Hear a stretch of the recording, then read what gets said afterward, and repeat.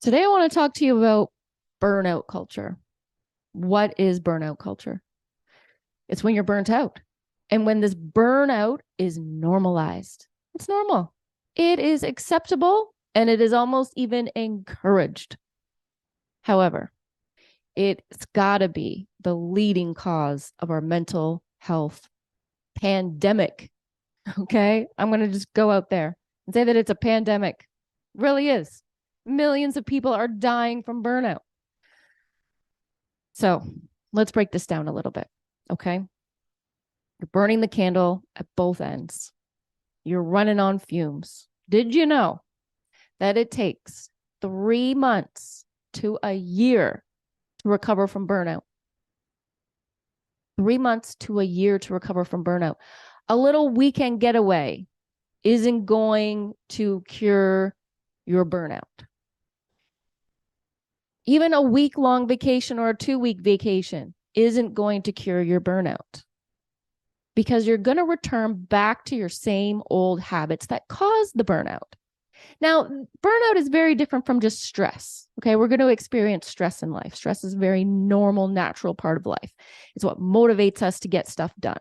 There's a healthy level of stress, but then there's a very unhealthy level of stress where we are doing so much to the point where we are ignoring ourselves. We are ignoring our own needs and our own capabilities as a human. We are pushing ourselves way beyond what we are supposed to be capable of. Yeah, we're capable of a lot of stuff, but we are going above and beyond, thinking that we're just robots over here. Watch out, those robots are going to be taking over eventually. But in the meantime, us humans need not pretend like we are robots.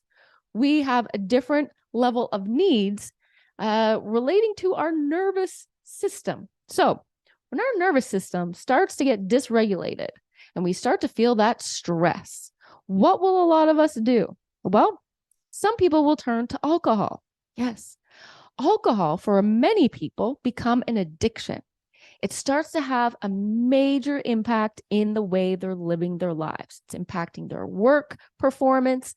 It's impacting their family relationships. It's impacting their health. It's impacting their mental well-being, and it's probably also impacting their finances.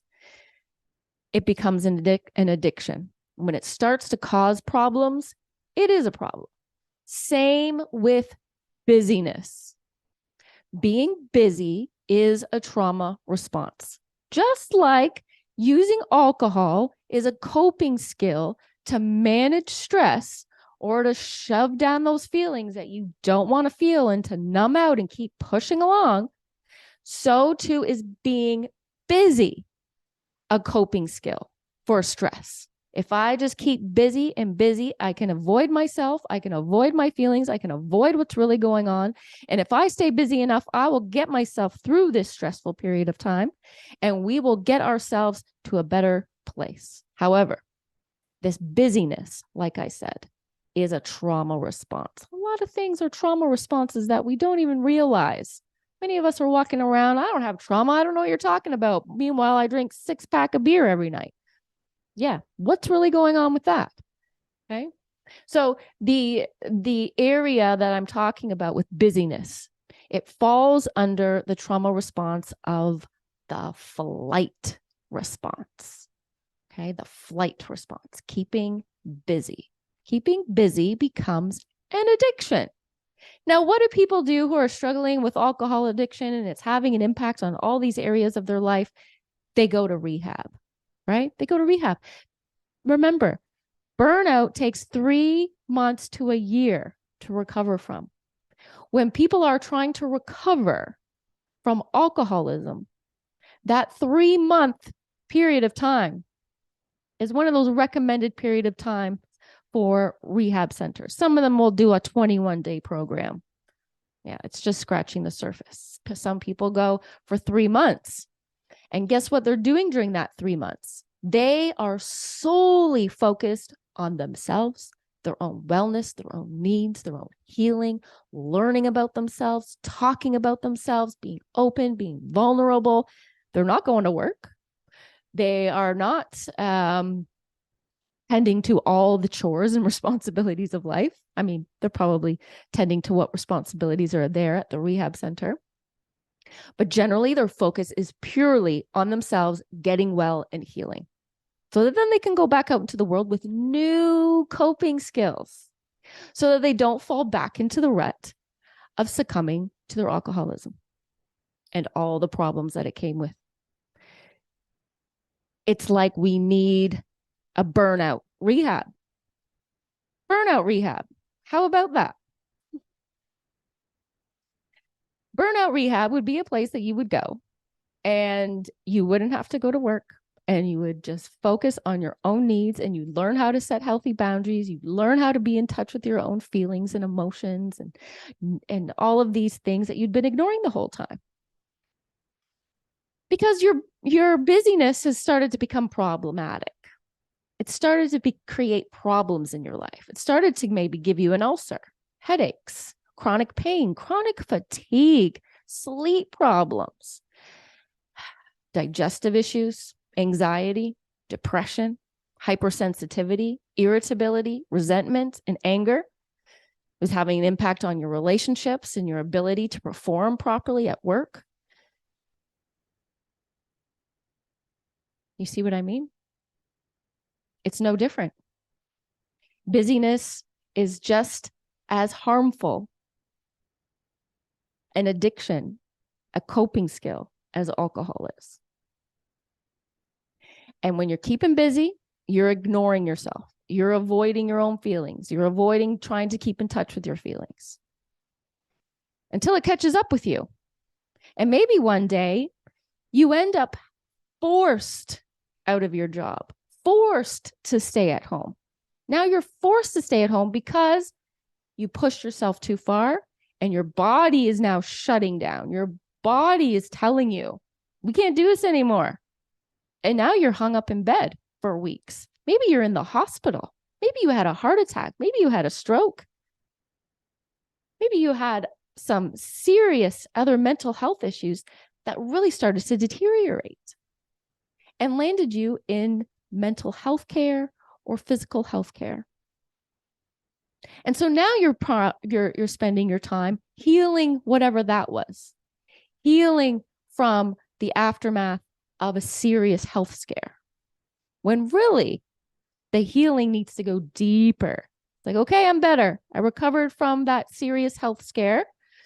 And now I can go back to work. And then you return back to all the same habits as before. So we're very backwards here. And I want to propose that we have a burnout rehab that is normalized and that is at least 3 months, at least 3 months long, that employers support. They say, you are taking on too much over here. You are just signing up for everything. Your workload is too high. We need to bring that workload down for you. We're going to be suggesting you go to burnout rehab. And when you come back, you're going to be implementing all those skills because we value you as an employer. We value you as a family member, as a friend. We value your health and your mental health and your well-being. I'm sure there's going to be a lot of resistance to that. I can't go away for 3 months, be away from my family. I can't go away and do that. I can't be away from work. Who's going to do my job? People will figure it out. Because maybe you can't afford not to. Be away from your kids while you're there, but you're just irritable and angry the whole time. And what kind of role model is that for them?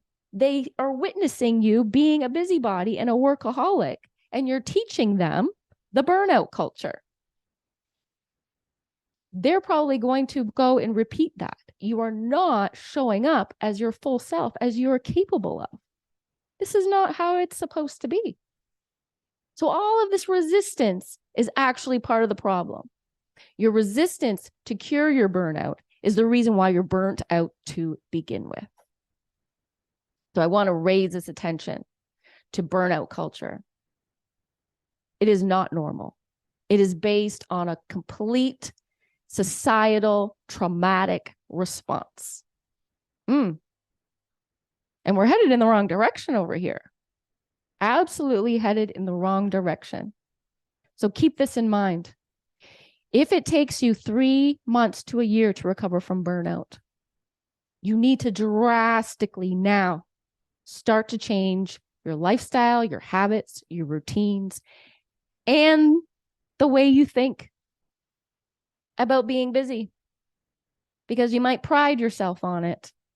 It's no longer something to be proud of at all, because it's leading to unsustainability. It's leading toward unproductiveness. It's leading towards worsening your physical health and aggravating your mental health if it hasn't already.